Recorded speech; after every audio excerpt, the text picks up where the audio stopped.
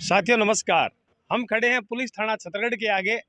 जो आज यहाँ पर आपको भीड़ नीचे पीछे नजर आ रही है, बड़े बुजुर्ग और आरएलपी नेता विजय बेनीवाल भी हमारे साथ में खड़े हैं।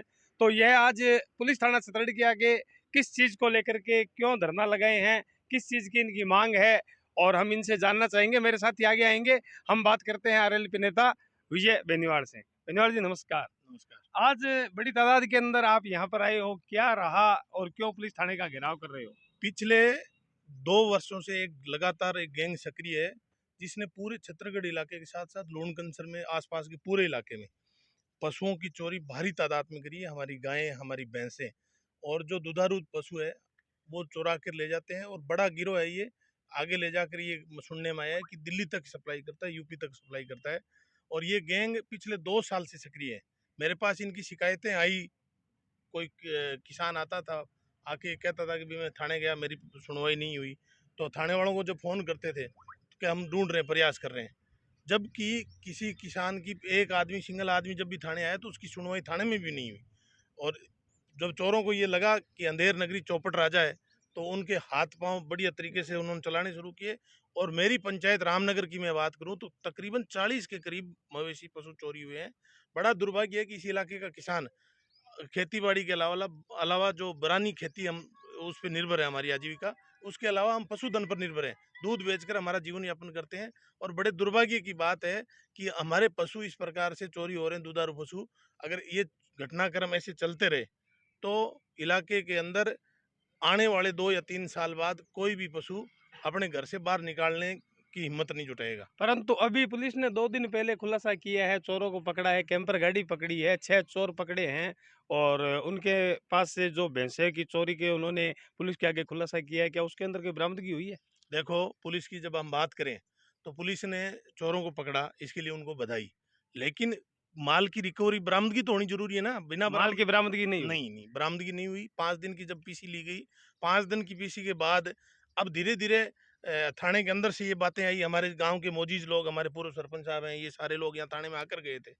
जब ये मिलके गए तो थाने के अंदर इनको ये कहा गया कि अब अपने कहावत है कि जानते चोर का झींटिया चौका। इस कहावत को आप समझ रहे हो कि आपसे को जो मिले वो लेकर अपने घर चले जाओ। ऐसा संभव नहीं है। क्यों चले जाएं हम हमारे घर? हमारे माल की पूरी बरामदगी हमें चाहिए।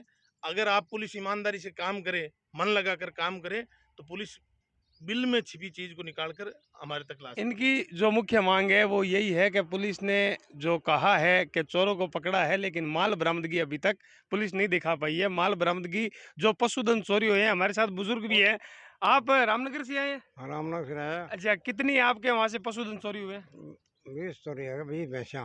भैंस? 20 भैंस है। 20 भैंस? हाँ भाई। आप? मैं भैंसा मास्टर हूँ, मेरी आप खुद की परिवार की भी है। अच्छा, कितनी भैंस है? तीन भैंस है। 3 भैंस है। हाँ। दुधारू भैंस है? इनका तो मुकदमा दर्ज नहीं हुआ अभी तक है। बड़ी दुर्भाग्य की बात है। इनका कागज लेके मैं यहाँ खड़ा हूँ, आपको मीडिया के सामने ये बता रहा हूँ। ये जो कागज आप देख रहे हैं, इस पे आप तारीख पढ़िए।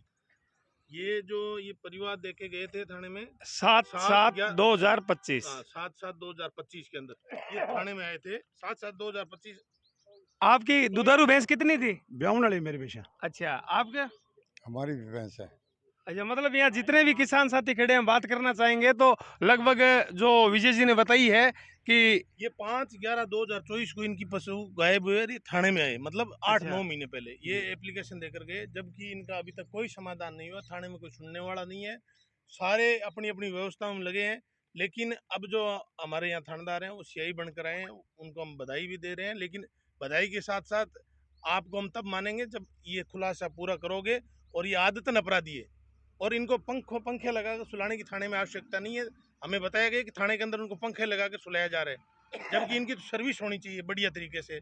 जब पुलिस छोटे से अपराध को लेकर किसी राजनेता के कहने पर अगर उसको अपराधी समझकर परेड कराती है बाजार से, तो ऐसे चोरों को गंजा करके परेड करानी चाहिए। हमारी तो ये मांग है, बाजार के अंदर से परेड कराए ताकि चोरों का हौसला टूटे, आम आदमी का भरोसा पुलिस पर बढ़े।